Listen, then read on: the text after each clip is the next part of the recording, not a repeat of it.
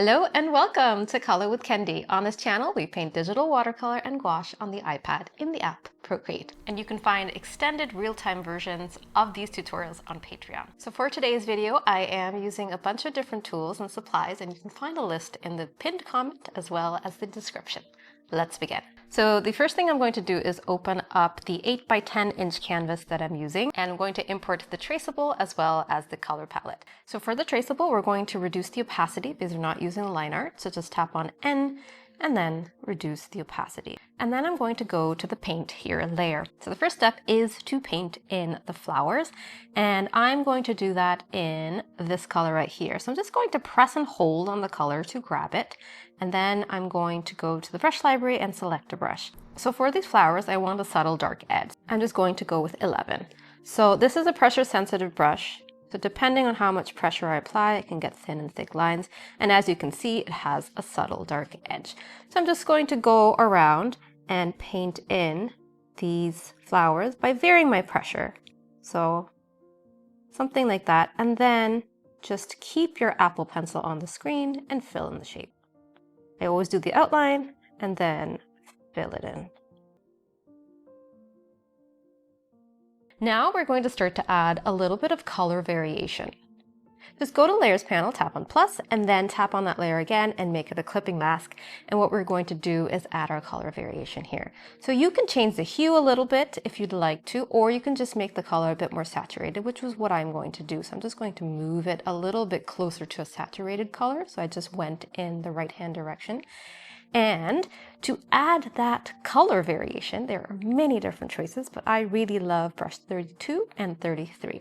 So I'm going to tap on brush 32, zoom in here, and I just tap here. It will add a touch of that color variation. I can add a little bit up here too. So it just makes it more interesting. Do you see? It made a little bit of a difference. I'm just going to add that pigment wherever I feel like. I'm not going to add it everywhere because I want some areas to remain a little bit lighter. Now the other brush that I'm going to add a little bit of color with is the hard edge overlay brush. So with light pressure, that's what happens. If I keep my pencil on the screen and apply heavier pressure, you'll get something like that. And what I'm doing typically is creating areas of more pigment and then areas where there's a little bit less by varying my pressure. Play around and see what color you like and vary your pressure and add a little bit of color variation. There we go. Not being too fussy about it. So I'm happy with that. We're going to add a few details, but let's leave that for later.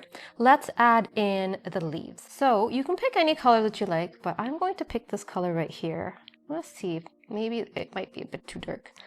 But let us select a brush. So for botanicals, especially for leaves, I really like the tapered watercolor brushes because they have that beautiful tapered end. I'm going to use brush 15. You could also use 16 or 17. Okay, so to create a stem, all you want to do is apply very light pressure.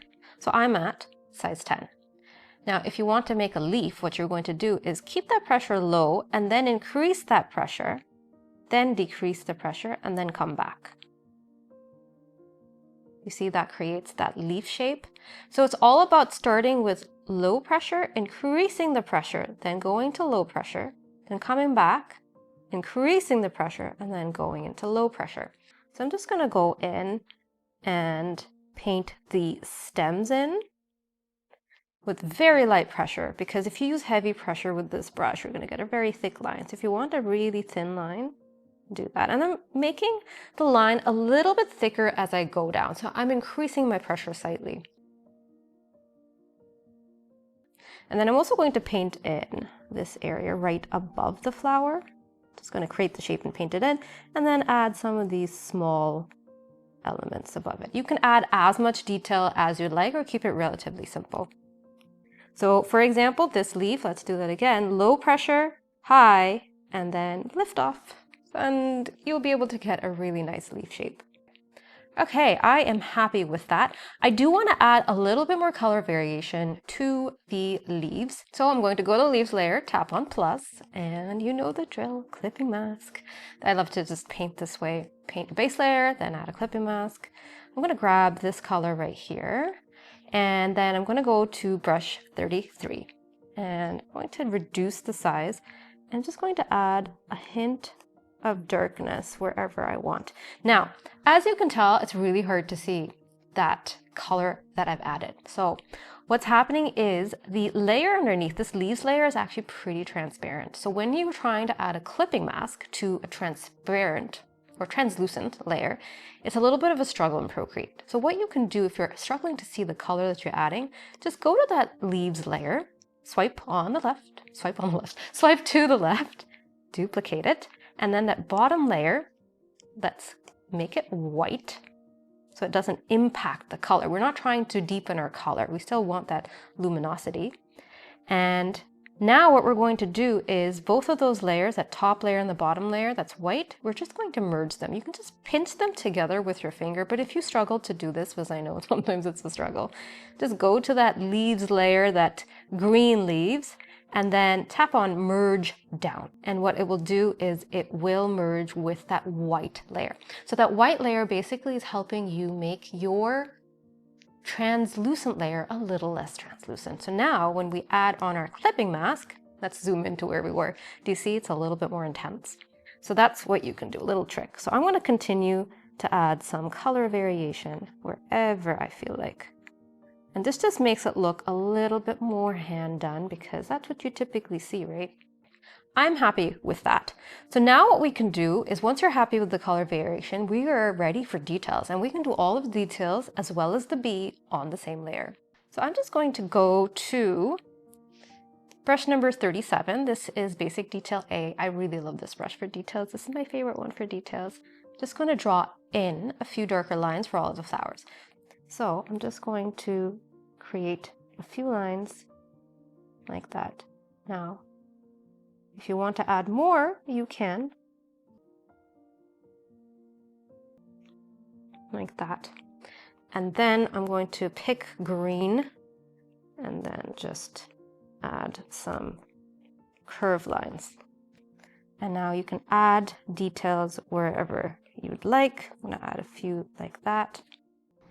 And to give some of these stems a little bit more definition, I might just add a little bit of a line on one side of the stem. So this is your opportunity to add more detail. Paint in the rest. And then I will paint in the little legs and I'm going to add in the stripes like that. And now with this color right here, I'm just going to grab this yellow. I am going to fill in the rest. This is not something that we need to be very precise with. This is a very small element, not the main element. Okay, so that's good. I do want to smudge out the bee just a little bit. So I'm just going to go to the smudge tool. I'm on smudger number 6, and I'm going to reduce it in size to size 1 and just gently smudge it out a little bit. So there's a little bit of softness to it. And now we are done. So let's have a look at what we made together. So we did the stems and the leaves with a very pressure sensitive brush. And we layered on a lot of pigment with different brushes to create a little bit of color variation. And then we added in details as well. And then the cute bee. I hope you enjoyed this video. And if you did, please do give it a thumbs up. And I will see you in the next video. Bye.